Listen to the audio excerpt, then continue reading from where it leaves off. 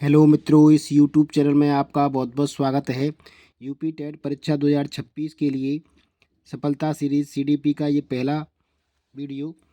बच्चों के विकास के व्यक्तित्व अंतरों को किस प्रकार आरोपित किया जा सकता है। तो केवल आनुवांशिकता पर, केवल पर्यावरण पर, न आनुवांशिकता पर, न पर्यावरण पर, आनुवांशिकता और पर्यावरण की पारस्परिकता पर। तो जो बच्चों का विकास होता है, बालकों के विकास पर उसकी आनुवांशिकता और उससे मिले पर्यावरण पर निर्भर करता है। तो इसका डी ऑप्शन सही होगा कि विकास पर्यावरण और आनुवांशिकता के बीच अन्योन्य क्रिया होती है। वैज्ञानिक अन्वेषण के चरणों का सही क्रम क्या है। तो जब भी कोई हम खोज करते हैं तो उसका सही क्रम क्या होता है।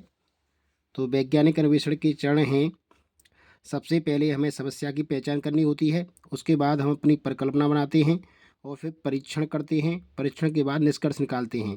तो देखिए यहाँ पर ये सी ऑप्शन सही दे रहा है, समस्या की पहचान करना, परिकल्पना का बनाना, परीक्षण करना और निष्कर्ष निकालना। तो ये वैज्ञानिक खोज के चरण हैं, 4 चरण हैं: समस्या की पहचान, परिकल्पना बनाना और परीक्षण करना तथा निष्कर्ष निकालना। हमारा तीसरा प्रश्न है, संज्ञान क्या है। तो कॉग्निशन या संज्ञान क्या है। केवल रटने की शक्ति, गलत है। मानसिक क्रियाएं जैसे सोचना, समझना और याद रखना केवल शारीरिक विकास और बाहरी व्यवहार में परिवर्तन। तो संज्ञान क्या होता है, जो हमारे मस्तिष्क से संबंधित होता है, जिसमें सोचने की क्रियाएं, चीज़ों को समझना एवं याद रखना, यह कहलाता है संज्ञान।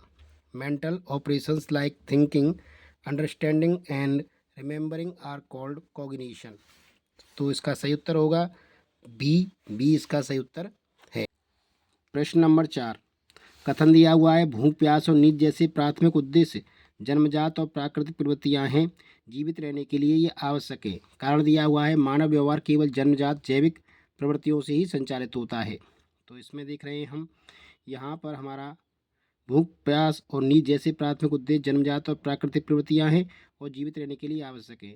तो हमें जैसे भूख लगती है, प्यास लगती है, नींद लगती है, ये जन्मजात प्रवृत्तियां हैं, सही बात है, और जीवन को बनाए रखने के लिए ये आवश्यक भी है। तो पहला तो स्टेटमेंट ये सही है। और मानव व्यवहार केवल जन्मजात जैविक प्रवृत्तियों से ही संचालित होता है, ऐसा नहीं है, कुछ और भी प्रवृत्तियां हैं जिनसे हमारा जो व्यवहार है वो प्रभावित होता है। तो इसका कारण आर जो है गलत है। तो ए सत्य है और आर असत्य है, इसका सी ऑप्शन सही होगा। Primary needs like hunger, thirst and sleep are innate and natural instincts are unnecessary are necessary for survival. Human behavior is driven by environment, not by biological tendency. तो जो आदमी का व्यवहार है वो जन्मजात प्रवृत्तियों से ही प्रभावित नहीं होता, वो पर्यावरण से ही प्रभावित होता है। जैसा कि अभी हमने बताया था कि जो विकास है वो आनुवांशिकता एवं पर्यावरण के बीच की अन्योन्य क्रिया है। तो जो व्यवहार है वो पर्यावरण से भी प्रभावित होता है। तो इसका सही उत्तर होगा सी, ए सत्य है, आर असत्य है। सीखने के वक्र किसके सूचक हैं। तो सीखने के वक्र प्रकृति के सूचक हैं, सीखने की मौलिकता के सूचक हैं, सीखने की गत्यात्मक रूप स्वरूप के प्रतीक हैं, सीखने की रचनात्मक के सूचक हैं। तो सीखने की, जब हम कोई चीज़ों को सीखते हैं तो कभी हमारी सीखने की दर ज़्यादा होती है, कभी कम होती है, कभी रुक भी जाती है। तो ऐसी क्रियाएं होना ये बताते हैं हमें।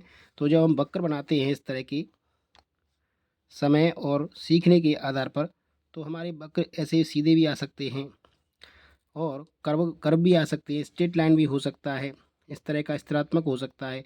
तो ये बताते हैं हमारी सीखने की प्रकृति की, कि हमारे प्रगति की या हमारा डिविएशन हुआ। तो ये है इसका पहला उत्तर सही होगा। सीखने से ज्ञान में वृद्धि का होना या कमी का होना, कम या ज़्यादा होने की जिस वक्र से दर्शाया जाता है उसे सीखने का वक्र रहती है। यह सीखने की प्रगति के सूचक हैं। तो ये यूपी टेट का प्रश्न है जिसमें पहले उत्तर को सही माना गया था। मिरर ड्राइंग परीक्षण किसके मापन में प्रयुक्त होता है। तो व्यक्तित्व, पर्सनैलिटी, अधिगम, लर्निंग, बुद्धि, इंटेलिजेंस, नैतिकता। तो मिरर ड्राइंग परीक्षण जो है वो व्यक्तित्व के परीक्षण में प्रयोग किया जाता है।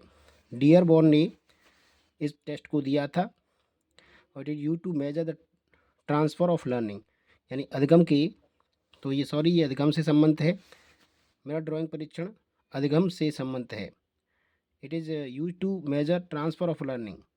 यह जो अधिगम है उसके स्थानांतरण से संबंधित है कि अधिगम किस तरह से एक दूसरे में स्थानांतरण होता है। It is so I hand coordination, ये आंख और हाथों की कोऑर्डिनेशन को दर्शाता है, यानी मोटर स्किल से संबंधित है। तो इसका सही उत्तर होगा 3 अधिगम। केंद्रीय प्रवृत्ति की एक माप है, ये प्रश्न है तो गणित का, लेकिन आया सीडीपी में है, यूपी टेट में। तो ये प्रसार क्षेत्र, रेंज, माध्यिका, मीडियन, औसत विचलन, एवरेज डेविएशन, मानक विचलन, स्टैंडर्ड डेविएशन। तो हम जानते हैं कि जो सेंट्रल के कोई भी डाटा दिया होता है तो उसके बीच की जो माप होती है उसको कहते हैं केंद्रीय प्रवृत्ति की माप, मेजरमेंट ऑफ सेंट्रल टेंडेंसी। तो ये होती हैं 3, मीन, माध्य, इसको औसत भी बोलते हैं, मोड, बहुलक, और मीडियन, माध्यिका।